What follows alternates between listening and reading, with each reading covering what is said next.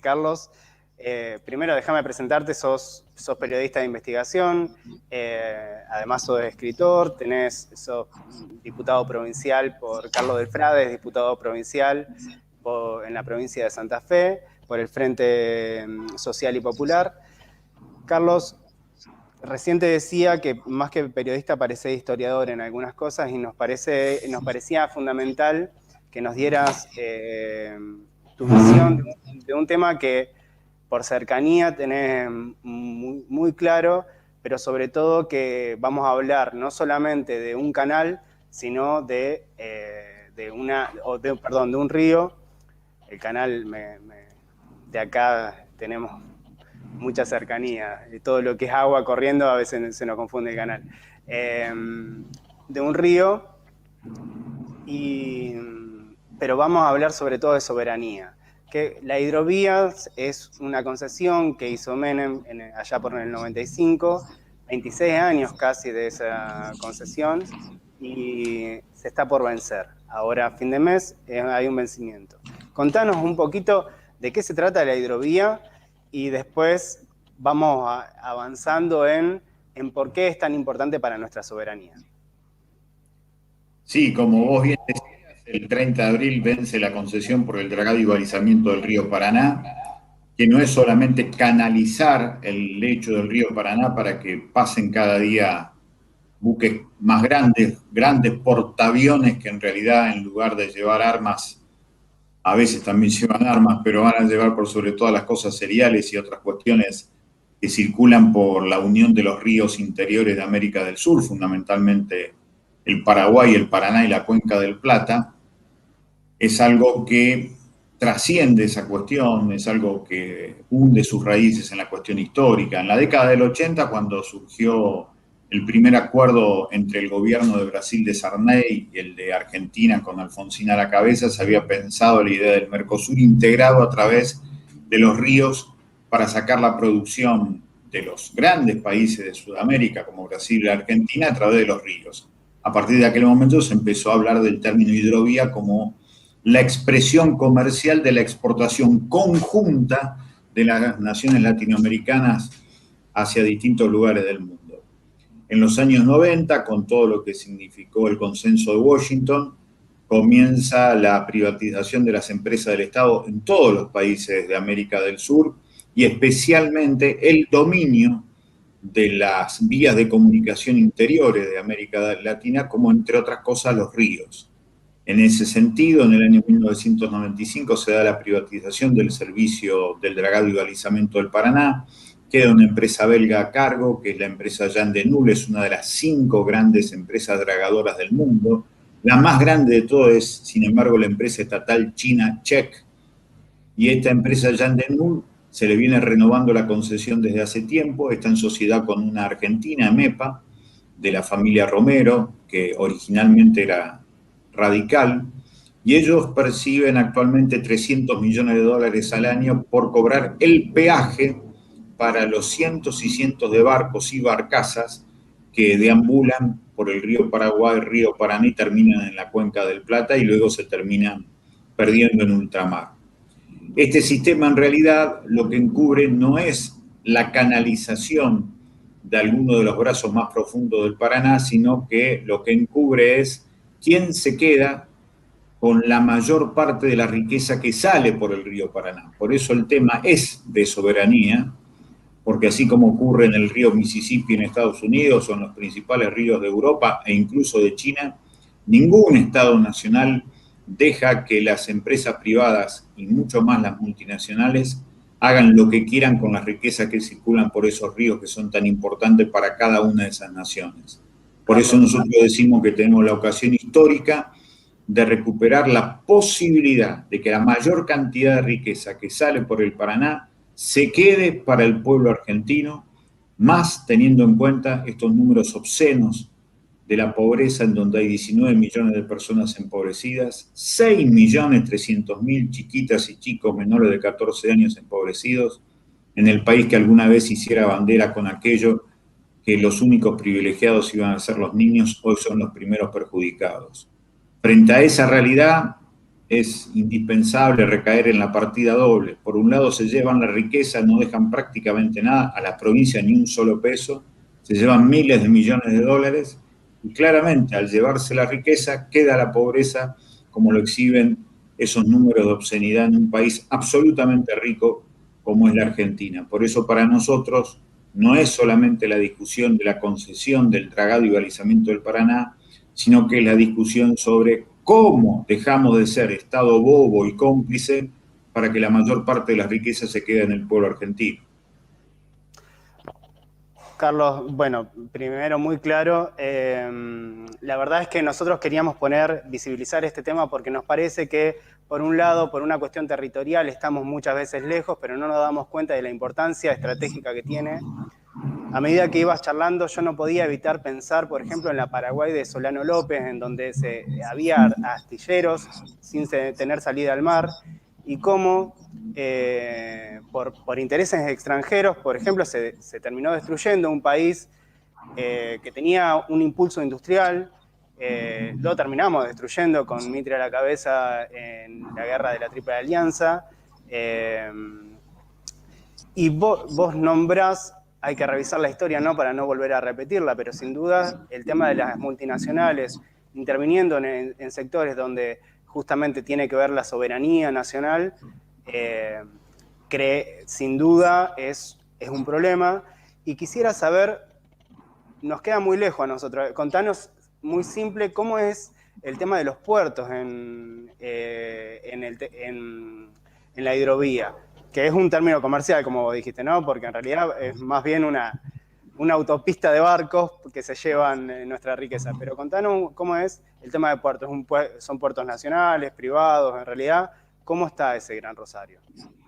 Sí, en primer lugar lo que hay que decir es que efectivamente lo que se quiere reforzar es el deseo que materializaron los imperios en el siglo XIX. En 1833, Gran Bretaña y las colonias británicas que dejaron de ser británicas de Estados Unidos se unen por primera vez para tomar Malvinas, con la idea de tomar la Patagonia. 12 años después, el Imperio inglés junto a los franceses empiezan justamente el intento de colonizar el río Paraná y el río de la Plata con lo que se conoce como la Guerra del Paraná, empezando con el combate de la Vuelta de Obligado el 20 de noviembre de 1845.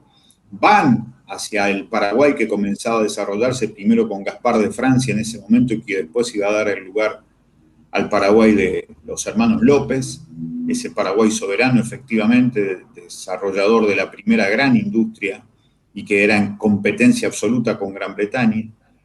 Entonces la idea es, cuando vuelven de dar los supuestos beneficios del progreso del desarrollo económico europeo, la Guerra del Paraná termina con una gran victoria de las fuerzas argentinas el 4 de junio de 1846 en la angostura de Punta Quebracho, en donde hoy está Puerto San Martín y por donde hoy sale el 75% de las exportaciones cerealeras en la Argentina. Ahí, en Punta Quebracho, el 4 de junio de 1846, en ese lugar, en esa terraza cósmica maravillosa que dibuja el río Paraná, está instalada Cargill, que factura 300.000 pesos por minuto y no paga un solo peso de ingresos brutos a la provincia de Santa Fe, justamente como consecuencia de la Guerra del Paraguay, cuando en septiembre de 1866 acá en Santa Fe se cambia la Constitución y se le prohíbe desde entonces a cualquier provincia argentina cobrar ingresos brutos por las exportaciones. Por eso este es un país que cacarea ser federal de la boca para afuera, pero es profundamente unitario,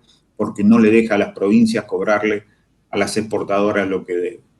A partir de eso, lo que queda claro es que lo que hoy estamos viendo es que hay un sistema de 13 exportadoras que están ubicadas en la provincia de Santa Fe, 10 de las cuales son extranjeras, se quedan con más de 100.000 millones de dólares de facturación y dejan migajas al Estado Nacional y nada al Estado de la provincia de Santa Fe. Por eso la rediscusión del peaje, del dragado y balizamiento del Paraná es imprescindible para decir con claridad que las multinacionales, por más poderosas que sean, son inquilinas de los puertos argentinos, ya sean en los márgenes del Paraná, como en el Río de la Plata, como en el mar argentino. Son inquilinas.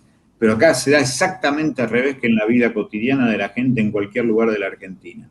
Acá las inquilinas le ponen las condiciones al propietario, y el propietario de los pueblos, de los puertos, de los ríos, de los lagos, del mar argentino, es el pueblo argentino. Por lo tanto, es imprescindible que el propietario de los bienes comunes ponga las condiciones en esta renovación de la concesión del dragado y balizamiento, que insisto, es también la renovación de la concesión del peaje que se le cobra a miles de barcos y barcazas que pasan permanentemente. Porque además, 45 años después del terrorismo de Estado, están vigentes medio millar de leyes de la dictadura, entre ellas la ley de inversiones extranjeras, que imposibilita controlar lo que hay en los buques de bandera extranjera cuando circulan por las aguas del Paraná o la cuenca del Plata. Eso hace que, por ejemplo, hace un mes atrás, 16 toneladas de cocaína transitaron durante todo el recorrido de la hidrovía de casi 3.000 kilómetros y se la llevaron hasta Europa, y nos enteramos recién en Europa que eso había sido cargado en la Argentina. Por eso es imprescindible. 16 toneladas de cocaína. Eso es impresionante, porque el macrismo generó, entre otras cuestiones, la desarticulación del SENASA para controlar lo poco que se controlaba en las terminales portuarias. Por eso, por los puertos entra y sale cualquier cosa, porque además los datos que nosotros tenemos son declaraciones juradas de los inquilinos, son las declaraciones juradas de las multinacionales. Por eso es fundamental democratizar la democracia, hacer transparente esto. A mí me causa mucha gracia cuando el ministro de Transporte, Meoni, habla de la necesidad de tener más tiempo para hacer más transparente la licitación. Muy bien, tomemos esa necesidad de hacer transparente el proceso de discusión de lo que está detrás de la hidrovía. Digámosle al pueblo de la provincia de Santa Fe, de la provincia de Buenos Aires, de la provincia de Entre Ríos, del Chaco, de Formosa, de Misiones, digámosle cuánto le va a quedar por esta nueva concesión, cuánta plata le va a quedar, o vamos a volver a ser simplemente la clac para aplaudir los negocios que hagan la Bolsa de Comercio y las distintas multinacionales. Eso se tiene que terminar, ya no hay lugar para otra cosa. Es enorme el número de empobrecimiento que tenemos en la Argentina. Así que nosotros, con absoluta firmeza, pero con humildad, le decimos al presidente que por favor recupere aquella idea original que había manifestado justamente allí en Punta Quebracho en agosto pasado, cuando hablaba del Consejo Federal de la Hidrovía, de que las provincias iban a ser las propietarias de la hidrovía. Hoy está todo para atrás, ni se habla de eso. Es algo muy parecido a lo que ocurrió lamentablemente con Vicentín. Por eso es para nosotros fundamental recuperar esta idea. Estamos discutiendo la cuestión de la soberanía, pensado el término no como una forma melancólica, sino para tener lo propio, para desarrollar un proyecto de país propio, tener los elementos económicos, materiales, para que la vida sea mejor a cualquier familia en cualquier punto de la Argentina. Ahora vos, Carlos, decías, bueno, por Constitución las provincias no pueden cobrarle a las empresas ingresos brutos por las exportaciones, ¿no? Pero somos constitucionalistas solamente en cierta parte, porque a la vez nosotros, como vos decís, dueños de los ríos, terminamos alquilando, si se quiere, nuestra soberanía a empresas.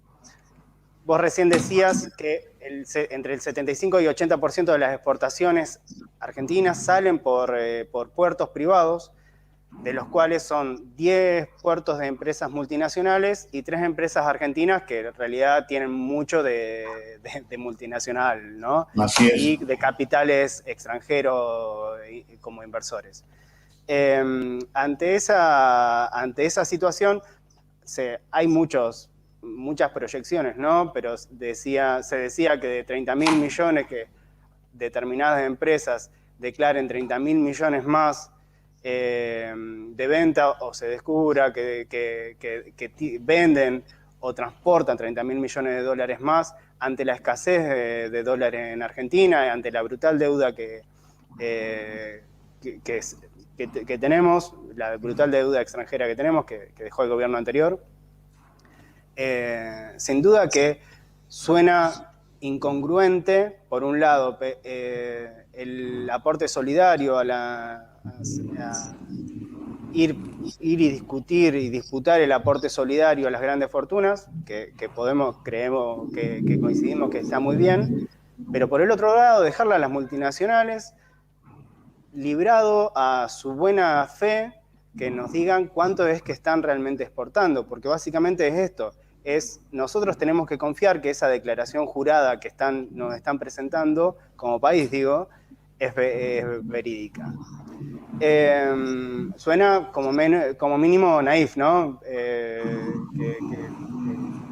Lo que tenemos que hacer. Tengo una duda acá. En agosto del año pasado, como vos bien decías, se formó me parece que no es Congreso. Consejo Federal de la Hidrovía. El Consejo Federal de la Hidrovía. Previo a eso, se formó como una sociedad estatal para la administración de esa hidrovía que involucraba a las provincias por donde pasaba.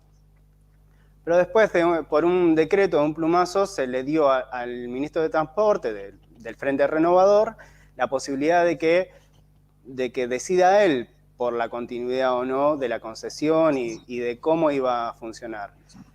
¿Vos creés que hay posibilidades de que se recupere ese sector tan importante y neurálgico de la economía para la nación? ¿O tenemos que preocuparnos? ¿Hay que hacer? ¿Cuál es tu visión respecto del futuro de la hidrovía? No es que haya posibilidades, hay una necesidad. Es imperativo que recuperemos el control de las riquezas que se van por el Paraná. Así que sí, hay que preocuparse y hay que generar, aún en medio de la pandemia, la discusión imprescindible para que la mayor parte de la riqueza le quede al pueblo argentino. Así que no me importa que haya o no haya posibilidades, que haya ganas o no haya ganas del gobierno provincial. Para nosotros es fundamental discutir la necesidad de que la riqueza argentina no se vaya más, porque cuanto más se va la riqueza, más pobreza nos queda. Eso hay que entenderlo, es algo básico.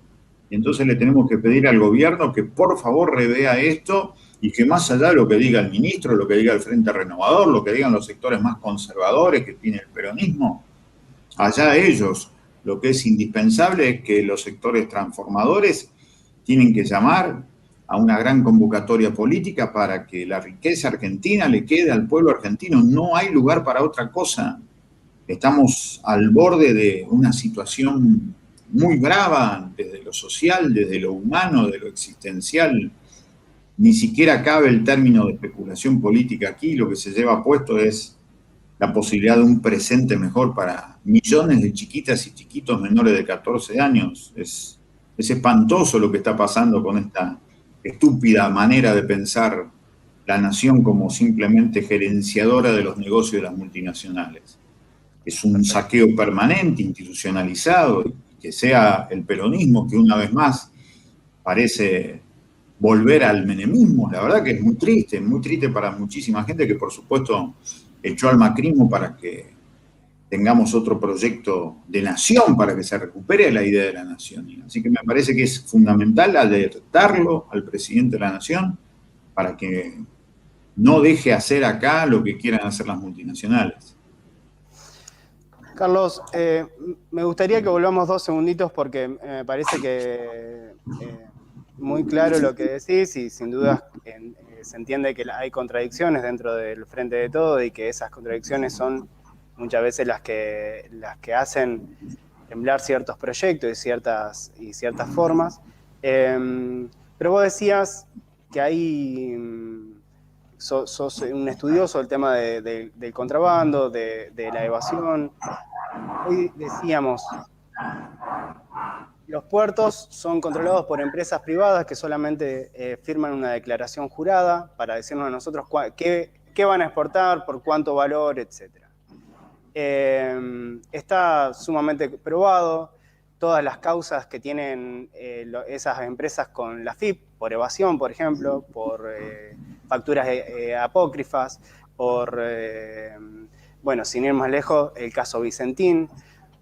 También, no solamente al Estado, Horacio Salaverry, de Carvap, denunció que había como una doble retención en donde no solamente se perjudicaba al Estado Nacional, sino también a los propios productores.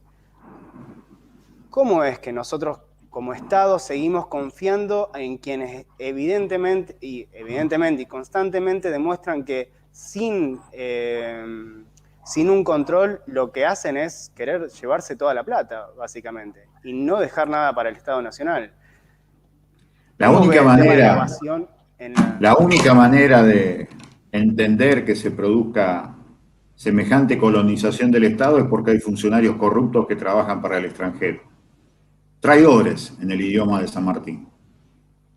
Así que me parece que eso también hay que empezar a identificarlo. Los proyectos populares generalmente terminan traicionados desde adentro y me parece que eso también hay que empezar a decirlo. Insisto, no son horas fáciles las que vive esta cada vez más frágil cápsula espacial que es el planeta Tierra, y mucho menos son horas fáciles para los países dependientes del tercer mundo como es la Argentina. Entonces, frente a estas horas tan decisivas, tan dramáticas, en donde la muerte está tuteándose con nosotros apenas salimos de casa, me parece que jugar a la especulación o a los cálculos no nos hace ningún favor. Yo supongo que si esto va hacia el lado de la reconcesión, a la idea de favorecer a los capitales extranjeros, hay un gobierno en donde hay un ímpetu muy interesante que hay que subrayar, hay que apoyar, pero también hay traidores. Y esos traidores algún día tendrán que ser identificados y denunciados.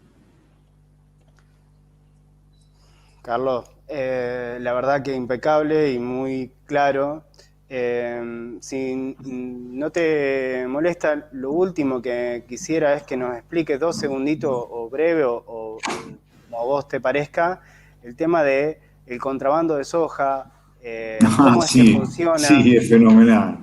Es por esto que funciona y decíamos cómo recién. es que nos perjudica como país algo tan increíble casi. Nos perjudica porque en realidad cuando las multinacionales como Cargill, que es el símbolo de Estados Unidos, o COFCO, que es el símbolo de China, dicen a fin de año que se perdieron 20% de las cargas por contrabando o por robo, nos están robando un 20% de lo que pasa por las arcas del Estado, y por lo tanto el contrabando en realidad hoy es mucho más fácil de hacer porque ni siquiera se hace, se asienta contablemente en una hoja de computadora, y esa hoja de computadora hace registrar que Paraguay es el casi ya segundo productor mundial de soja. En realidad Paraguay no llega un gramo de soja, no llega una semilla. En el caso de Vicentín nosotros lo vimos. En Vicentín, Paraguay, hay un movimiento de miles de millones de dólares por soja, y resulta que Vicentín, Paraguay son 6 personas en una oficina. No hay una playa de estacionamiento para camiones, descargas de buques. No existe. Son todos asientos contables, ficción digital. Entonces, lo que vemos en estas cuestiones son asientos falsos, falsificación de documentos, balances truchos, tal como hacían los frigoríficos en la década del 30, en la década infame. Entonces, sobre esta cuestión también hay que alertar, porque en realidad el contrabando, la pérdida, el robo, son todas maniobras que hacen las multinacionales para pagarle menos al Estado argentino, para hacer lo que quieren con nuestros bienes comunes, y en forma paralela termina siendo una gran pérdida para la Argentina en términos económicos. Hay por lo menos 5.000 o 10.000 millones de dólares que el Estado no termina cobrando porque o se denuncia contrabando, o se denuncia faltante, o se denuncian robos, o se denuncian puertos secos, pero todos son distintas bocas para lavar dinero y fugar dinero de parte de las multinacionales o de empresas como Vicentín. Para dimensionar estaría bueno pensar que estamos hablando de 10.000 millones de dólares anuales cuando las reservas del Banco Nación del Banco Central son 40, digamos, sería el 25% de nuestras reservas, 40 de un modo un poquito también como se puede a veces, porque con swap y con varias cosas, pero esto que es ingreso genuino para el Estado lo estamos evadiendo nosotros también, me parece. Carlos, la verdad es que sabemos que tenés una agenda muy apretada.